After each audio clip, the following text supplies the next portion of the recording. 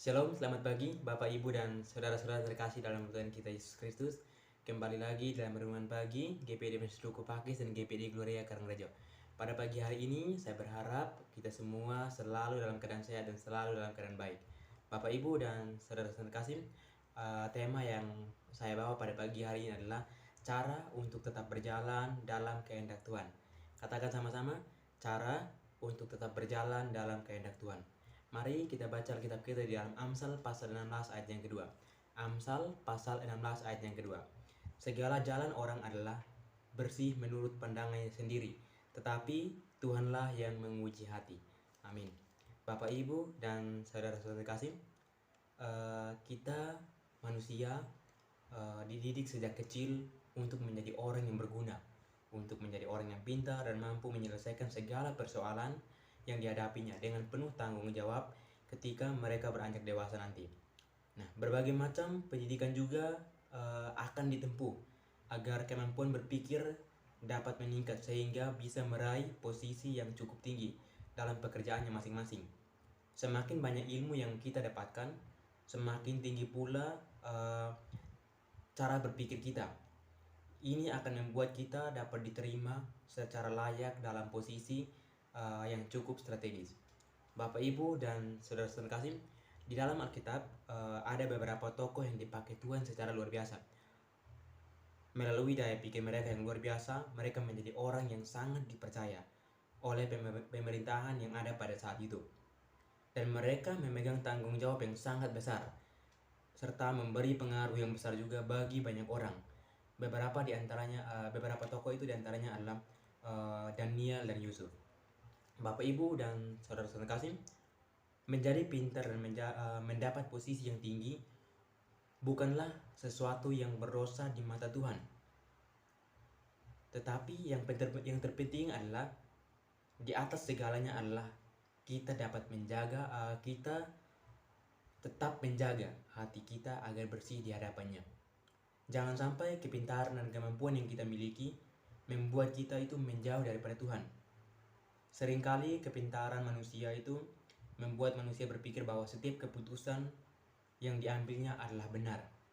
Kepintaran manusia dapat membutakan mata hatinya sehingga mereka itu tidak dapat melihat bahwa jalan yang diambilnya adalah jalan yang salah. Posisi atau kedudukan yang tinggi juga dapat membuat manusia menjadi sombong atas apa yang dicapainya, atas apa yang diperolehnya, sehingga tanpa sadar mereka menempuh jalan yang menyimpang dari Tuhan. Bapak, Ibu, dan saudara-saudara terkasih, di sini berikut adalah rahasia untuk tetap berjalan dalam kehendak Tuhan. Nah, poin yang pertama adalah mau dikoreksi. Katakan sama-sama, mau dikoreksi. Di dalam Mazmur pasal 26 ayat yang kedua, Mazmur pasal 26 ayat yang kedua, ujilah aku ya Tuhan, dan cobalah aku, selidiki batinku dan hatiku. Bapak, Ibu, dan saudara-saudara kasih, Daud merupakan orang yang dipakai oleh Tuhan secara luar biasa. Tidak ada bangsa pada waktu zamannya yang tidak mengenal Daud. Bahkan sampai pada hari ini juga hampir semua orang mengetahui kisah tentang Daud.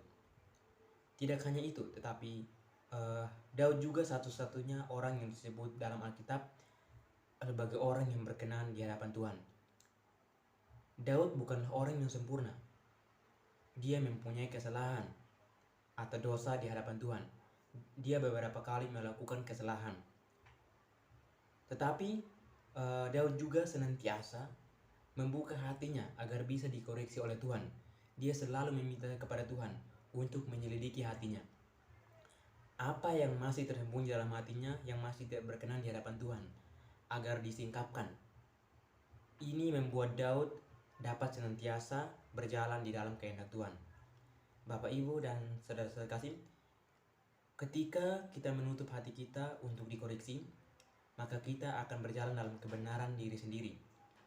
Kita tidak akan tahu jika kita berjalan ke arah yang salah. Seberapa pintarnya diri kita, kita tidak akan tahu kita berjalan dalam hal yang benar atau salah. Kita bukanlah manusia yang sempurna, yang tidak pernah melakukan kesalahan. Oleh karena itu, kita harus memiliki hati yang terbuka dan mau dikoreksi agar hidup kita dapat tetap dalam kehendak Tuhan. Sama seperti Daud, Bapak Ibu dan Saudara terkasih, Daud itu ditegur oleh Nabi Nathan ketika telah melakukan dosa. Maka Tuhan juga bisa memakai orang di sekeliling kita, bisa memakai orang lain untuk menegur kesalahan yang kita lakukan. Oleh karena itu, nasihat maupun teguran yang diberikan oleh orang-orang terdekat, orang-orang terdekat kita itu akan berguna bagi hidup kita, agar kita itu tetap berjalan dalam kehendak Tuhan, agar kita tetap mengetahui apa yang baik dan yang benar bagi hidup kita. Nah, Bapak Ibu dan Saudara terkasih, poin yang kedua adalah mengakui kebesaran Tuhan. Katakan sama-sama, mengakui kebesaran Tuhan. Di dalam Daniel pasal 4 ayat yang ke-34, tetapi setelah lewat waktu yang ditentukan, aku Nebukadnezar mengadah ke langit dan akal budiku kembali lagi kepadaku. Lalu aku memuji yang Maha Tinggi dan membesarkan dan memuliakan yang hidup kekal itu, karena kekuasaannya ialah kekuasaan yang kekal dan kerajaannya turun-temurun. Bapak Ibu dan Saudara terkasih, Nebukadnezar dalam kebesarannya memuji segala yang telah diperolehnya, dan segala yang telah dibangunnya adalah kemampuan dan kehebatan dirinya sendiri. Pada saat itulah Tuhan menghukum Nebukadnezar sehingga dia menjadi tidak waras. Pada akhirnya Nebukadnezar sadar akan kebesaran Tuhan, dan pada saat itu juga Tuhan mengembalikan segala kebesarannya. Bapak Ibu dan Saudara terkasih, segala yang kita peroleh, baik itu kepintaran, kemampuan, pekerjaan yang baik, posisi yang tinggi, pendapatan yang tinggi, harta kekayaan, rumah, kendaraan, dan lain-lainnya, itu semuanya dari Tuhan. Semuanya itu diberikan bagi kita untuk dapat dikelola dengan baik. Semuanya adalah tetap milik Tuhan, tetapi dipercayakan melalui hidup kita agar kita dapat mengelola dengan baik sehingga dapat menjadi berkat bagi banyak orang. Bapak Ibu dan Saudara terkasih, ketika kita mencuri kemuliaan Tuhan dengan menganggap semua yang kita peroleh itu adalah karena kuat dan gagah kita, maka di saat itulah kita sedang menuju kepada kejatuhan. Cepat atau lambat semua yang kita miliki itu, semua yang kita peroleh akan hilang. Karena tidak ada yang kekal dalam dunia ini. Tuhan yang memberi, Tuhan pula yang mengambil. Itu Bapak Ibu bisa baca dalam Ayub pasal 1 ayat yang ke-21.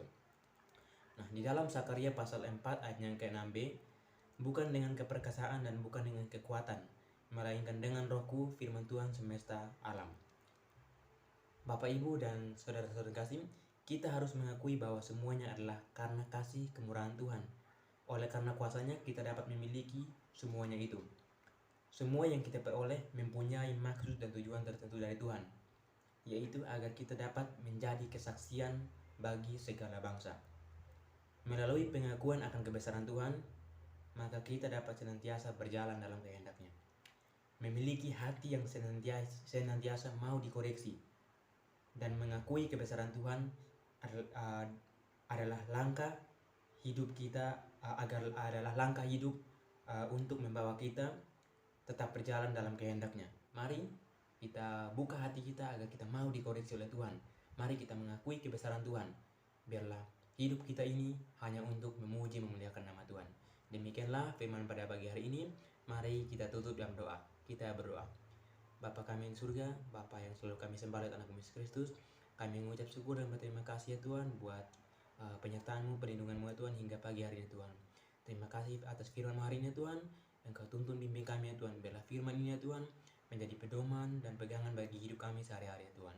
Ya Tuhan, kami datang menyerahkan hidup kami ke dalam tangan kasih-Mu Tuhan. Kami datang menyerahkan seluruh aktivitas kami pada pagi hari ini ke dalam tangan kasih-Mu Tuhan. Ampuni dosa dan salah kami banyak ya Tuhan. Dalam nama Tuhan Yesus kami sudah berdoa. Haleluya. Amin. Shalom, Tuhan Yesus memberkati kita semua.